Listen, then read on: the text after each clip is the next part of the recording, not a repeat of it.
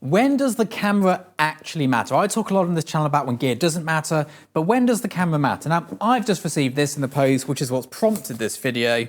I was midway through filming, and in the post comes my favorite photography magazine. Can you guess what it is?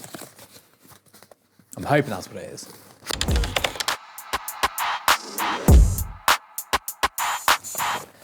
The BJP, the British Journal of Photography, rocks up every month. It has got some of the best photography in here you could hope to see from modern photographers. You know, it's really great work. Beautiful print as well. These different paper stocks throughout it, so different photographers get the right stock for their sort of work. Oh, got some classics in there as well.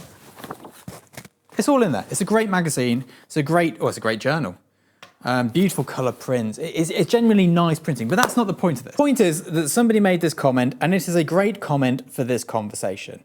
If Leonardo da Vinci had a Phase 1 at his disposal, he would most likely have ditched his brushes.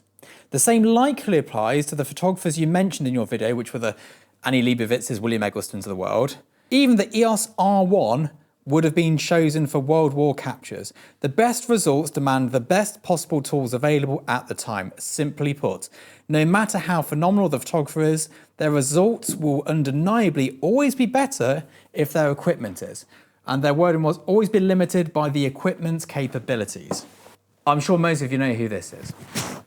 This week's sponsor is Sirui, and they are known for their high quality products and innovative designs. And this week we have the Rapid System SVM165. This is a carbon fiber lightweight monopod with nice and easy adjustable feet. Works around a ball at the bottom so you can get really smooth movements for video. It has both the single point at the bottom as well as the adjustable legs, a ball point, and it is a quick release system so you can easily adjust the height and size, which is something we love. Now, although this is designed for cameras to go on, especially those big sports lenses, we use these a lot back in my wedding photography days, and what we use them for was super lightweight light stands. If you have a light stand with your assistant, they're carrying it around, there's 3 legs, they're tripping over them, or they fold them up and they're trapping their fingers in them.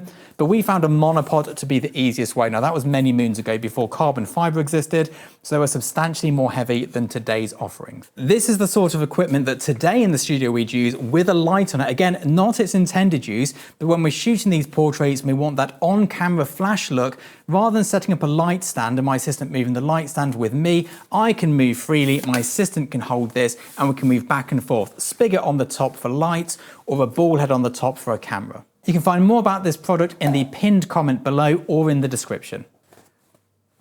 I'm sure most of you know who this is. I'll get the picture to appear on screen as well. How would this picture be better with better equipment? So I don't know what this was shot on, but let's say if it was shot on a Phase 1 IQ 150, IQ 3 150, I think that's the latest IQ 4 150. What would be better? Now I know what the internet's screaming, oh, there'd be less grain. Does the grain make it bad? I don't know. You could probably get a shallower depth of field. Would you want a shallower depth of field? It's pretty shallow already. You know, you can see his body's made out, but if it went shallower with a bigger sensor, you'd definitely lose something. Dynamic range, it's all there. It's all on the page. Sharpness, I mean, I've not got glasses on. It looks sharp to me. Could it be sharper? Yes. Could it be softer? Yes. Which one is better? Let's look at an action shot. I don't think I can find this one online, but let's look at this shot here. There's a bit of motion blur in it. Could you get a better shutter speed with higher ISO and a modern mirrorless camera? Yes, absolutely. You could get a pin-sharp photograph, nice and sterile, of this person jumping over this hurdle. Is it better? Objectively, yes. If you look at it from a purely, has the camera done what camera designers have designed it to do? Yes. But this shot here with motion blur, I know this is shot on a camera which can freeze the action. This is a choice to have the motion blur. Let's take this example here. I don't know if I can find this online either. If I can, I'll get it to pop up. But this is Jacques Moreau. 1914 to 1918. Don't think autofocus existed then. This shot on the cover is as sharp as you like. It's as detailed as you like. Let me know in the comments how a modern camera would do a better job of this. I can't think of a reason. You could have lower grain, but I mean, I add grain to all of my images because digital files are too smooth. There's grain added to this, otherwise I'm so sharp, it's painful and no one needs to see that much detail in my face. Lee Miller, the bombs hitting the fortress. Again, I'll try and get this to appear in here. It's frozen an explosion. She didn't have burst mode, she was on a twin lens reflex. She's exposed it perfectly. We've got a beautiful silhouette at the front. We've got the lovely skyline in the background. The film grain is beautiful. She could have shot it at 30 frames a second and got like 90 frames of this explosion and chose the peak of it. How does she know which one is the right one? She got one frame, she nailed it. And of course, the argument is, yeah, but she might have missed a better one. Don't think it matters? I don't know. Did she miss a better one? I don't know. You might have not selected the best one in your 90 frames a second. Do you know what I mean? Like, it's like, when is the best? But these are black and white. What about colour? Colour's a biggie because I think we can all agree that black and white film is still better than black and white digital. I don't think there's much debate in that. If you want to shoot black and white, film really is the way to go in terms of pure aesthetic. I wouldn't agree in terms of workflow and functionality. I think it's a nightmare, which is why people don't do it. But film just looks better than digital, and you will spend a fortune getting digital to look as good as film, in my opinion. So let's go back to the godfather of colour, William Eggleston. Here we have, I assume it's called Untitled. It's probably a Thanksgiving dinner, Christmas dinner. I don't know, Thanksgiving maybe. It looks like an occasion. He's turned up and he's taken a picture of a chicken. The colours look perfect. What could we get from a modern camera? Now, we actually wouldn't get more colours with higher bit depth because film still has higher bit depth. And it's also, it's nice and even progressive-wise. It doesn't chop off between colours. Again, colour-wise, film is pretty darn good. It's very hard to argue that digital is better than it. It's just more convenient. Could he have better contrast? Yes, or more at least. Maybe not better, because better is subjective. He could have more contrast. He could have more dynamic range, but he's not clipping, he's not losing detail.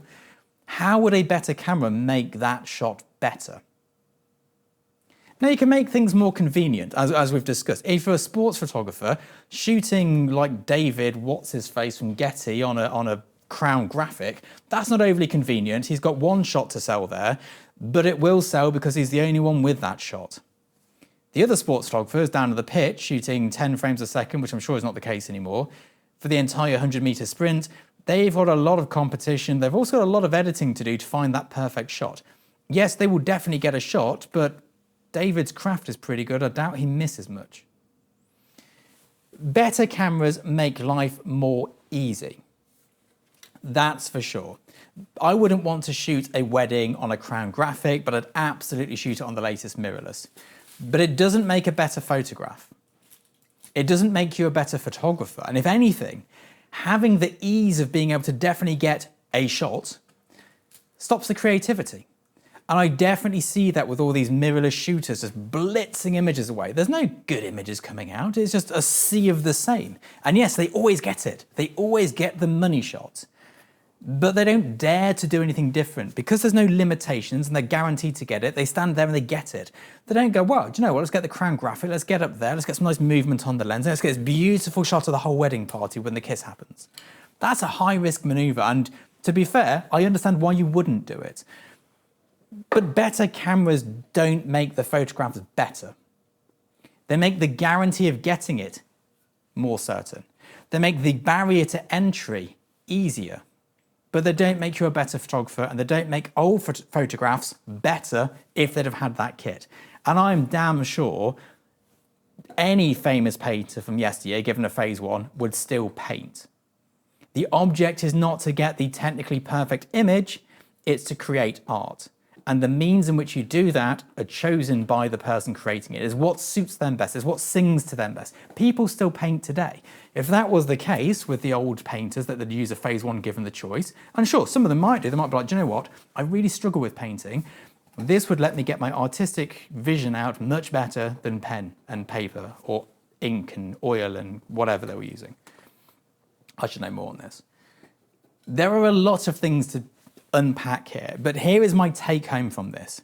Modern equipment makes life easier, but it will never make a better photograph. Only the person behind the camera can do that.